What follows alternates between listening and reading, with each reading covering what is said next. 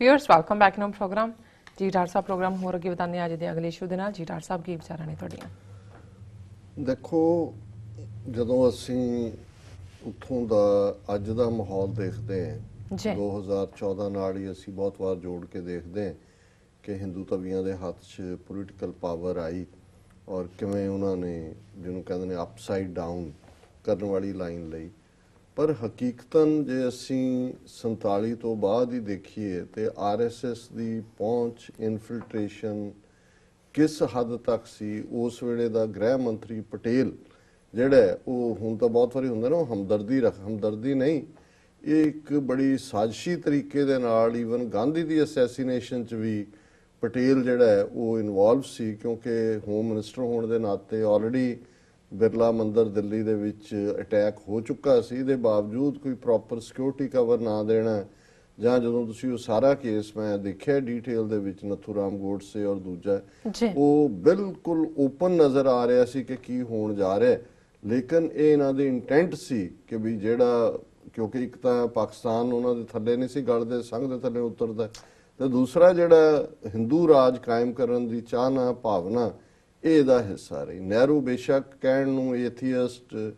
Secular ये वो सी पर बाठ दे पाकिस्तान नाल उस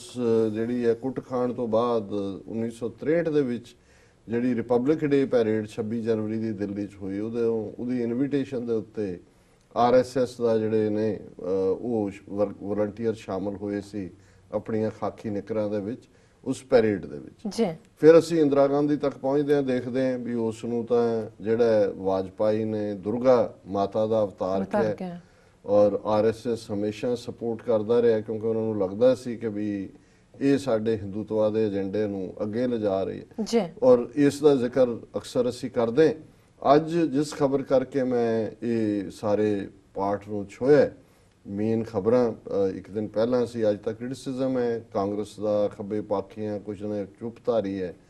कि साबका प्रेजिडेंट प्रणाब मुखर्जी जिहड़ा कि इंदिरा गांधी फैमिली दे सोनिया गांधी दे बहुत नेड़े रहा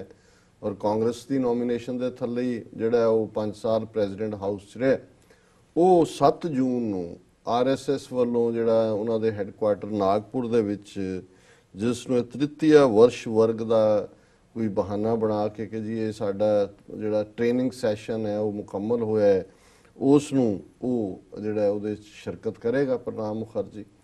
और उस दे जिहड़े मुख मेहमान ने मोहन भागवत ही होणगे जिहड़ा कीनोट स्पीकर है वो मोहन भागवत है। हालां पहलां भी मोहन भागवत जदों प्रणाब मुखर्जी राष्ट्रपति भवन दे विच सी 3 या 4 वार प्रणाब मुखर्जी दे स्पैशल सद्दे दे उत्ते उहदे च आया और हुण वो सी कि जी वो तो ऑफिशियली प्रेजिडेंट नूं कोई भी जे मिल सकता है तो उन्हें भी मिल लिया पर हुण जदों कि एक पासे सारी कांग्रेस जमात जो करनाटका दे विच थोड़ी बहुत गेम चेंजिंग गल बनी कि कांग्रेस और जनता दल सैकुलर जिहड़ा उसने शमूलीयत की और खुल के कांग्रेस भावें हिंदुत्व की बी टीम ही है लेकिन वो हुण अपनी सर्वाइवल दे लई जिहड़े ने वो मैदान च ने और एन इस मौके दे उत्ते जिहड़ा इन्हां दा फैमिली फ्रेंड होए जिन्हें कैबिनेट मिनिस्टर के तौर पर सर्व किया फाइनैंस मिनिस्टर होम मिनिस्टर और मेरे लिए तां भी इंपॉर्टेंट सी कि जदों मैं देखिया भी 7 जून और यही प्रणाब मुखर्जी जिन्हों किचन कैबिनेट कहते हैं एक तो कैबिनेट होंदी 40-50 मिनिस्टर उत्थे होंदे ने उहदे चों भी फिर अगों 4-5 ऐसे मिनिस्टर होंदे ने जिहड़े कि decision making they which main involve होंदे ने और इंदिरा गांधी की जिहड़ी किचन कैबिनेट सी उन्हां दे विच प्रणाब मुखर्जी अरुण नेहरू अरुण सिंह राजीव गांधी पी. चिदंबरम ये सारे जिहड़े उहदी किचन कैबिनेट सी। हालांकि इन्हें जदों अपनी किताब लिखी है ऑटोबायोग्राफी उस जने कहण दी कोशिश की कि जी नहीं मैं इंदिरा गांधी नूं कहा सी कि हमला ना करे क्योंकि सिखां ने अबदाली का की हाल किया सी माफ़ नहीं करते उन्हें अपनी जान सिखां तो बचाई कहा कि जी मैं पर अल्टीमेटली सामने आ रहा है भी ये बंदा ही आर.एस.एस का पहले दिन तो जिन्ने फैसले इंदिरा गांधी ने ले वो आर.एस.एस के फैसले सी क्योंकि प्रणाब मुखर्जी वर्गे लोग जे इहदी लॉयल्टी पार्टी नाल भी हुंदी सोनिया गांधी तो छड्डो और ये सचमुच खुद सैकुलरिज्म च बिलीव करता हुंदा नहीं तो आम तौर पर बंगालियां दे मामले च उन्हां दा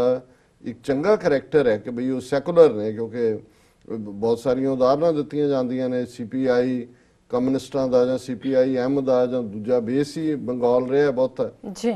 ਈਵਨ ਜਿਹੜੀਆਂ ਨਕਸਲਵਾੜੀ ਦੂਸਰੀਆਂ ਮੂਵਮੈਂਟਸ ਵੀ ਚੱਲੀਆਂ ਭਾਵੇਂ ਆਂਧਰਾ ਤੋਂ ਸ਼ੁਰੂ ਹੋਇਆ, ਪਰ ਬੰਗਾਲ ਅੱਜ ਵੀ ਮਮਤਾ ਬੈਨਰਜੀ, ਬੰਗਾਲ ਦੇ ਵਿੱਚ ਵੈਸੇ 30% ਮੁਸਲਮਾਨ ਨੇ, ਲੇਕਿਨ ਮਮਤਾ ਬੈਨਰਜੀ ਨੇ ਘੱਟੋ ਘੱਟ ਆਪਣਾ ਸੈਕੂਲਰਿਜ਼ਮ ਦਾ ਪਾਰਟ ਜਿਹੜਾ ਹੈ, ਔਰ ਇਹੀ ਕਾਰਨ ਸੀ ਕਿ ਇਕੱਲੇ ਮਿਨਿਸਟਰ ਸੀ, ਰੇਲਵੇ ਮਿਨਿਸਟਰ ਸੀ, ਜਦੋਂ 2002 ਚ ਗੁਜਰਾਤ ਚ ਮੁਸਲਮਾਨਾਂ ਦੀ ਨਸਲਕੁਸ਼ੀ ਹੋਈ ਨੇ ਰਿਜ਼ਾਈਨ ਕਰ ਦਿੱਤਾ ਸੀ। ਸੋ ਇਸ ਸਟੇਜ ਤੇ ਜਦੋਂ ਕਿ ਸਾਰੀਆਂ ਖੇਤਰੀ ਪਾਰਟੀਆਂ ਔਰ ਕਾਂਗਰਸ ਉਸ ਪਾਸੇ ਵੱਲ ਝੁਕ ਰਹੀ ਹੈ ਕਿ ਵੀ 2019 ਦੀਆਂ ਚੋਣਾਂ ਤੋਂ ਪਹਿਲਾਂ ਇੱਕ ਫਰੰਟ ਜਿਹੜਾ ਇਹਨਾਂ ਦੇ ਵਿਰੋਧੀ ਹੋਏ, ਇਹਨਾਂ ਦੀ ਆਰ.ਐਸ.ਐਸ ਦੀ ਨੀਤੀਆਂ ਦੇ ਇਕੱਠਾ ਕੀਤਾ ਜਾਏ, ਤੇ ਪ੍ਰਣਾਬ ਮੁਖਰਜੀ ਉਸ ਵੀਕ ਤੇ 7 ਜੂਨ ਚ ਜਦੋਂ ਕਿ ਠੀਕ ਅਸੀਂ ਦੇਖਦੇ ਹਾਂ ਕਿ ਜੂਨ 84 ਉਸ ਨੂੰ ਤੁਸੀਂ ਦੇਖ ਲਓ ਕਿ ਵੀ 32-33 ਸਾਲ ਪਹਿਲਾਂ ਭਾਰਤੀ ਫੌਜ ਹਮਲਾਵਰ ਹੁੰਦੀ ਹੈ, ਉਦੋਂ ਇਹ ਉਸ ਪਾਲਿਸੀ ਦਾ ਹਿੱਸਾ ਸੀ। ਔਰ ਹੁਣ ਇਸ ਵੇਲੇ ਆਰ.ਐਸ.ਐਸ ਦੇ ਹੈੱਡਕੁਆਰਟਰ ਨਾਗਪੁਰ ਚ ਜਾ ਕੇ ਫੰਕਸ਼ਨ ਦੇ ਵਿੱਚ ਜਿਹੜਾ ਗੈਸਟ ਆਫ ਆਨਰ ਬਣਨਾ, ਇਹ ਕੀ ਦੱਸਦਾ ਕਿ ਵੀ ਇਹ ਪਹਿਲੇ ਦਿਨ ਤੋਂ ਹੀ ਹਿੰਦੂਤਵਾ ਆਈਡੀਓਲੋਜੀ ਨਾਲ ਜੁੜਿਆ ਹੋਇਆ ਬੰਦਾ ਸੀ, ਸੈਕੂਲਰਿਜ਼ਮ ਦਾ ਲਬਾਦਾ ਪਾਇਆ ਹੋਇਆ ਸੀ। ਇਹੀ ਜਦੋਂ ਅਸੀਂ ਕਾਇਦੇ ਆਜ਼ਮ ਮੁਹੰਮਦ ਅਲੀ ਜਿਨ੍ਹਾਂ ਦੀ ਵਿਜ਼ਡਮ ਦੇਖਦੇ ਹਾਂ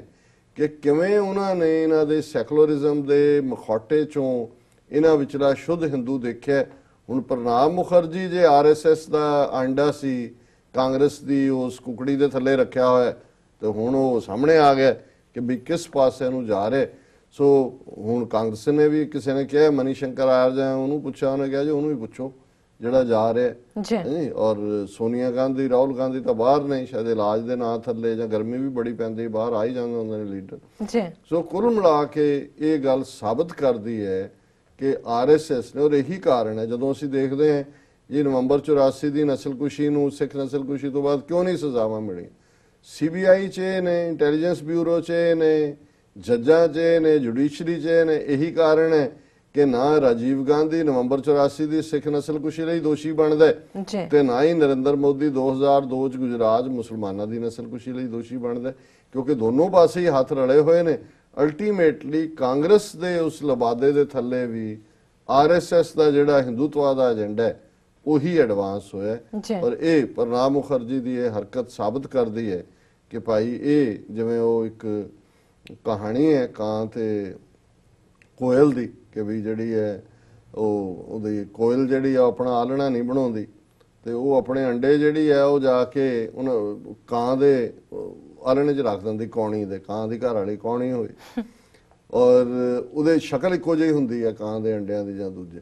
ਸੋ ਉਹ ਜਿਹੜੀ ਕੌਣੀ ਆ ਉਹ ਬੈਠੀ ਤਾਂ ਦੇਈ ਜਾਂਦੀ ਹੈ, ਸਮਝਦੇ ਵੀ ਮੈਂ ਬੱਚੇ ਅੱਧੇ ਕੁਦੇ ਹੁੰਦੇ ਨੇ ਅੰਡੇ, ਅੱਧੇ ਕੁਦੇ ਹੁੰਦੇ ਨੇ, ਤੇ ਐਨ ਜਦੋਂ ਕੋ ਬੱਚੇ ਨਿਕਲਦੇ ਨੇ ਅੱਧੇ ਕੋਇਲਾਂ ਨਿਕਲ ਕੇ ਕੂਕੂ ਕਰਦੀਆਂ ਦੌੜ ਜਾਂਦੀਆਂ, ਬਾਕੀ ਉਹਦੇ ਬੱਚੇ ਰਹਿ ਜਾਂਦੇ ਨੇ। ਸੋ ਇਹਨੂੰ ਕਹਿੰਦੇ ਨੇ ਕਿ to put your eggs in the others basket, ਕਿ ਉਹ ਦੂਜੇ ਦੀ ਟੋਕਰੀ 'ਚ ਰੱਖਣਾ। ਇੱਥੇ ਤਾਂ ਉਤਾਰ ਦਿੰਦੇ ਰਹੇ ਬੈਠੇ, ਅੰਡਿਆਂ 'ਚੋਂ ਨਿਕਲ ਆਇਆ ਹੁਣ ਅਸਲੀ ਆਰ.ਐਸ.ਐਸ ਦਾ ਸ਼ੁੱਧ ਹਿੰਦੂ। ਲੇਕਿਨ ਸਾਨੂੰ ਕਦੇ ਵੀ ਭੁਲੇਖਾ ਨਹੀਂ ਸੀ ਕਿ ਜਿਹੜਾ ਪ੍ਰਣਾਬ ਮੁਖਰਜੀ ਹੈ, ਜੂਨ 84 ਦੇ ਘੱਲੂਘਾਰੇ 'ਚ ਵੀ ਇਹਦਾ ਪ੍ਰਮੁੱਖ ਰੋਲ ਹੈ, ਕਿਉਂਕਿ ਇਹ ਘੱਲੂਘਾਰਾ ਕਰਵਾਉਣ ਲਈ ਵੀ ਇੰਦਰਾ ਗਾਂਧੀ ਦੇ ਉੱਤੇ ਜਿਹੜਾ ਸਾਰਾ ਗੇਮ ਪਲਾਨ ਸੀ, ਇੰਟਰਨੈਸ਼ਨਲ ਪਲਾਟ ਸੀ, ਪਰ ਆਰ.ਐਸ.ਐਸ ਦਾ ਉੱਥੇ ਮੇਨ ਰੋਲ ਸੀ। ਔਰ ਜਿਸ ਤੋਂ ਬਾਅਦ ਕਰਨ ਤੋਂ ਬਾਅਦ ਬੀਜੇਪੀ ਨੇ रेजोल्यूशन किया सी कि ये तो 6 महीने पहले होना चाहिए था। सो ये हकीकतन एक तो बाद एक जिहड़ा आर.एस.एस दा अंडा है बाहर निकल रहा है। हाँ जिहड़ा निकले है चूचे ਉਹਦੇ ਚੋਂ ਨਿਕਲ ਰਹੇ ਨੇ ਜੀ। ਡਾਕਟਰ ਸਾਹਿਬ ਇੱਥੇ ਲੈਣਾ ਬ੍ਰੇਕ ਤੋਂ ਪਹਿਲਾਂ ਅਸੀਂ ਆਪਣੇ ਦਰਸ਼ਕਾਂ ਤੇ ਸਰੋਤਿਆਂ ਨੂੰ ਫਿਰ ਦੁਬਾਰਾ ਅਪੀਲ ਤੇ ਬੇਨਤੀ ਕਰਦੀ ਹੈ ਵਿਊਅਰਸ, ਜਿਸ ਤਰ੍ਹਾਂ ਕਿ ਤੁਸੀਂ ਜਾਣਦੇ ਹੋ ਕਿ ਟੀਵੀ 84 ਇੱਕ ਪੰਥਕ ਚੈਨਲ ਹੈ। ਟੀਵੀ 84 ਸਿੱਖਾਂ, ਕਸ਼ਮੀਰੀਆਂ ਤੇ ਭਾਰਤੀਆਂ ਨਾਰਥ ਈਸਟ ਸਟੇਟਾਂ ਦੇ ਲੋਕਾਂ ਦੇ ਸਵੈ ਨਿਰਣੇ ਦੇ ਹੱਕਾਂ ਦਾ ਹਾਮੀ ਹੈ। ਅਸੀਂ ਚਾਹਾਂਗੇ ਕਿ ਤੁਸੀਂ ਟੀਵੀ 84 ਦੀ ਚੜ੍ਹਦੀ ਕਲਾ ਲਈ ਵੱਧ ਤੋਂ ਵੱਧ ਡੋਨੇਟ ਕਰੋ। ਡੋਨੇਟ ਕਰਨ ਲਈ ਸਾਡੀ ਵੈਬਸਾਈਟ tv84.tv ਤੇ ਜਾ ਕੇ ਪੇਪਲ ਦੀ ਵਰਤੋਂ ਕਰਕੇ ਵਨ ਟਾਈਮ ਡੋਨੇਟ ਕਰ ਸਕਦੇ ਹੋ। ਤੁਸੀਂ ਮੰਥਲੀ ਡੋਨੇਟ ਵੀ ਕਰ ਸਕਦੇ ਹੋ। ਤੁਸੀਂ ਟੀਵੀ 84 ਦੇ ਨਾਮ ਤੇ ਚੈੱਕ ਬਣਾ ਕੇ ਸਾਨੂੰ ਮੇਲ ਵੀ ਕਰ ਸਕਦੇ ਹੋ ਸਾਡੇ ਇਸ ਪਤੇ ਤੇ 36-01 37th Avenue, Long Island City, New York 11101 USA, ਜਾਂ ਫਿਰ ਤੁਸੀਂ ਸਾਨੂੰ ਫੋਨ ਰਾਹੀਂ ਵੀ ਸੰਪਰਕ ਕਰ ਸਕਦੇ ਹੋ 5164060694। ਵਿਊਅਰਸ, ਤੁਸੀਂ ਕਿਤੇ ਨਹੀਂ ਜਾਣਾ, ਮਿਲਦੇ ਹਾਂ ਆਫਟਰ ਦਿਸ ਸ਼ਾਰਟ ਬ੍ਰੇਕ।